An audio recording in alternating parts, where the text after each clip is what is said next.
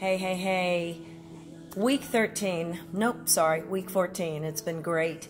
Of course, doing CC on a Tuesday instead of a Monday is kind of different. It's shortened my week, so I'm doing all kinds of stuff at the same time while I wait for my baby to get out of dance. I've already done the board for week 15.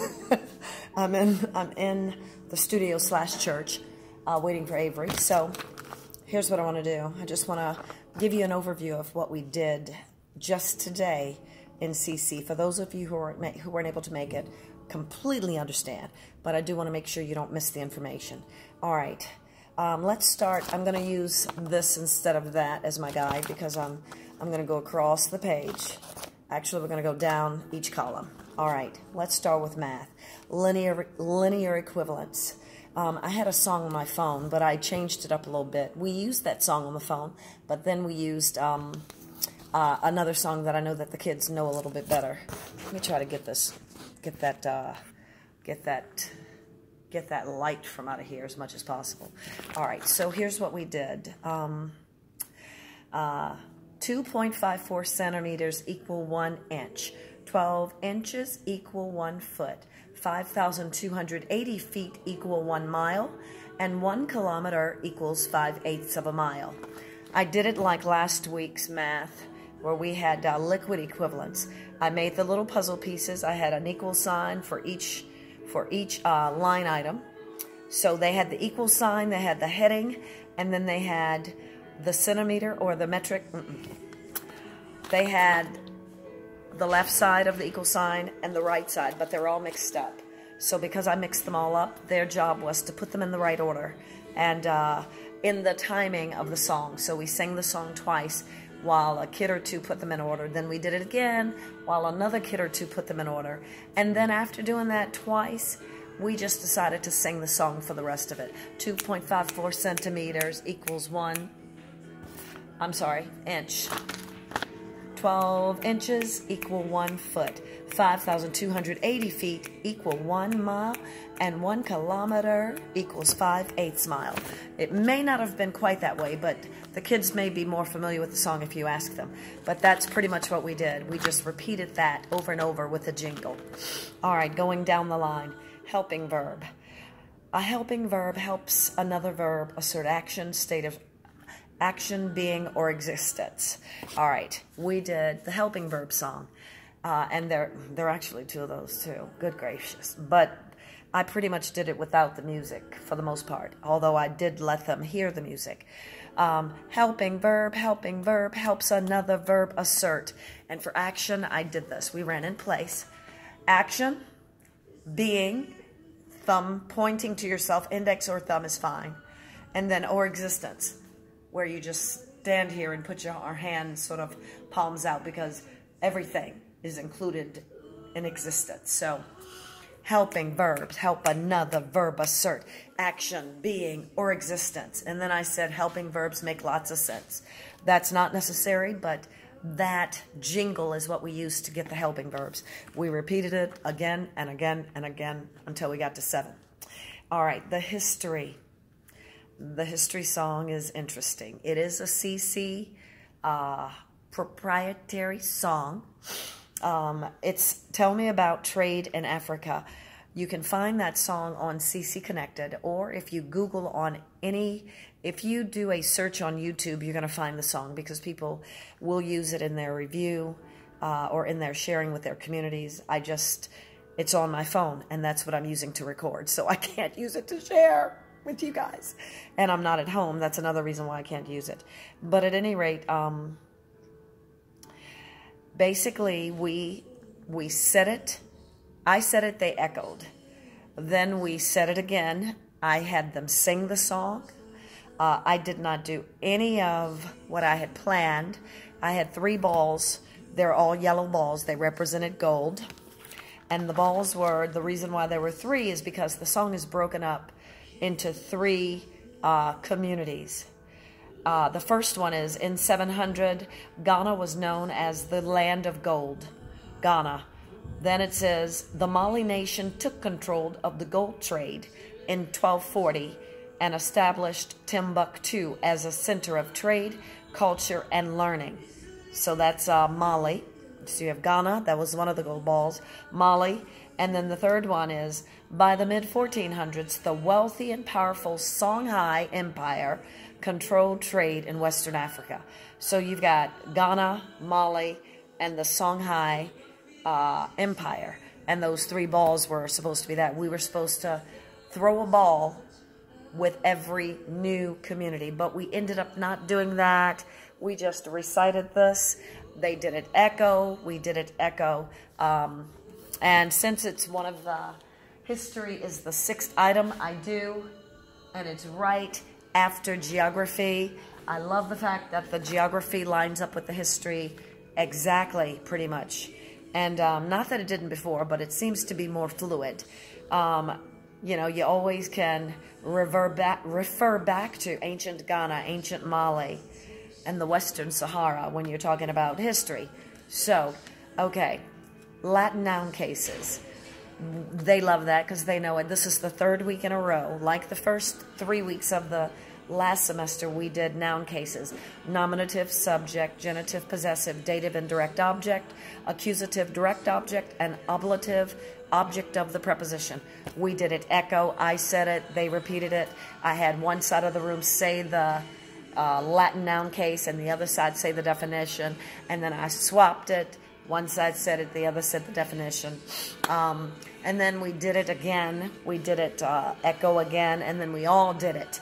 Nominative, subject, genitive, possessive, dative, indirect object, accusative, direct object, and ablative, object of the preposition.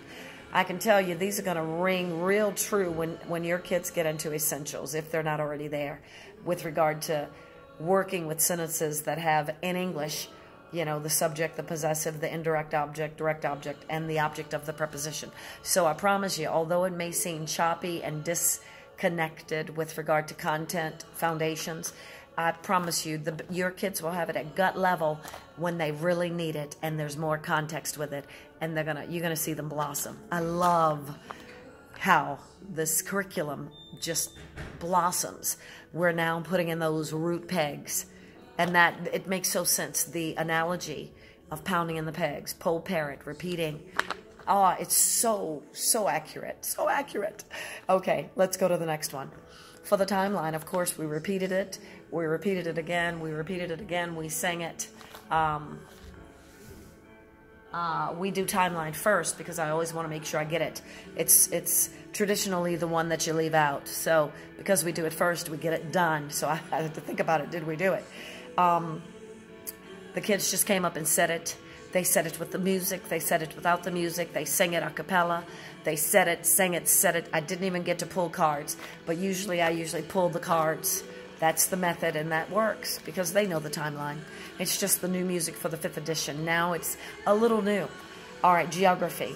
We did the geography the way we've always done the geography. You know, we used the marker, and they circled or they traced around the countries in the continents. Ancient Ghana, ancient Mali, Western Sahara, Fez, and Tangier.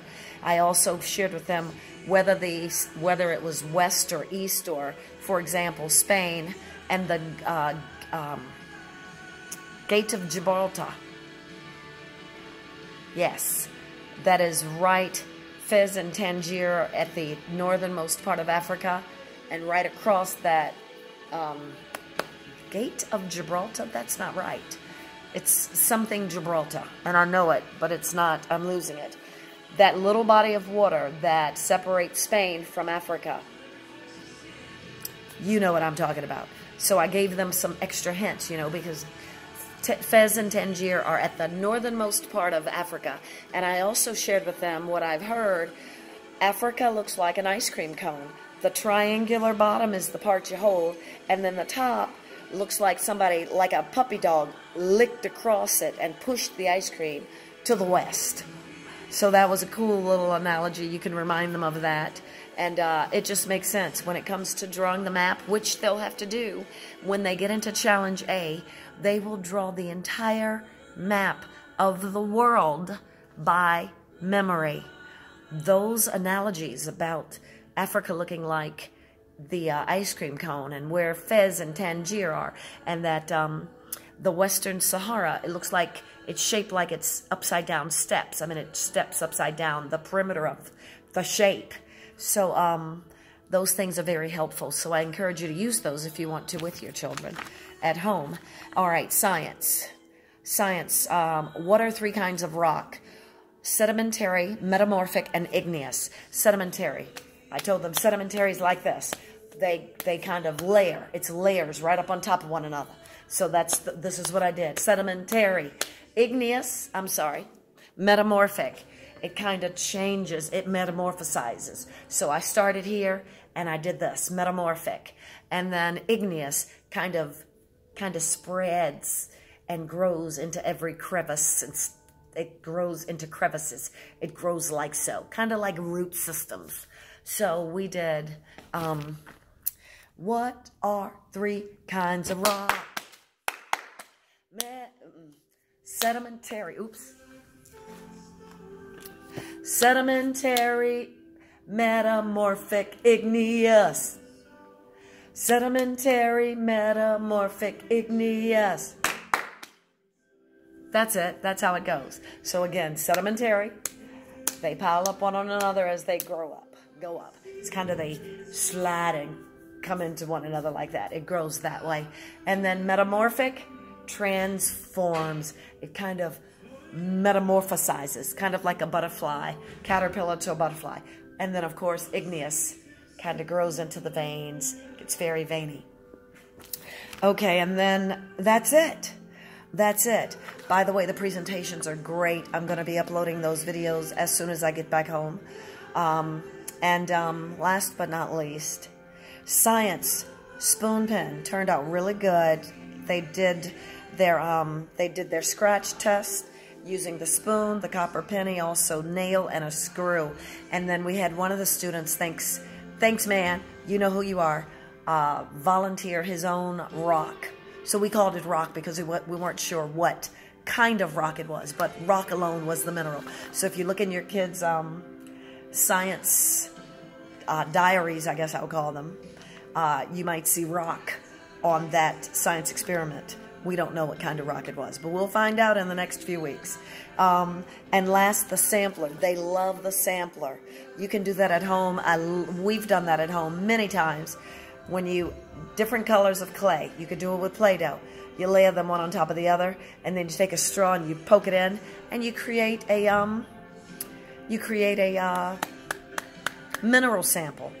And we talked about what would be the purpose of having the core, the metal core that's used by archaeologists and by people who study land mass and rocks and ground. What could they discover using the core? What would be the benefit of that? And they gave me all kinds of great answers. Weather, and thank you. One of my teacher parents helped to pull some of those answers out of the kids. I appreciate that. Thank you so much. You know who you are. Anyway, great answers. So continue on that vein when you're cultivating the conversation about the spoon pen, which is 125 experiment in Van Cleves, and sampler, which is 126, experiment number 126 in that same book. Y'all have a good time. And if you didn't make it today, you could use clay, Play-Doh. If your kids got Play-Doh, you can create those same, you got Play-Doh and a spoon, Play-Doh and a straw. You can make that same experiment at home. And if you've got a spoon and a tile, the back side of the tile that's not glazed, old spoon, use the tip of the spoon, not the part you eat off of. Use the edge, the back end, the corner, the pointy end, and scrape it. The powder that you see on the tile is the particles of dust left over from that mineral, the spoon. Find a rock and scrape that on the same, on the tile again, and check out what color the powder is. The kids learn that you can tell a lot about a mineral by the scraping, by the test. So that's it. You guys have a fantastic week. We're going to see you real soon because Monday's going to come that much quicker since it's Tuesday. And be blessed. And until we meet again, shalom, shalom.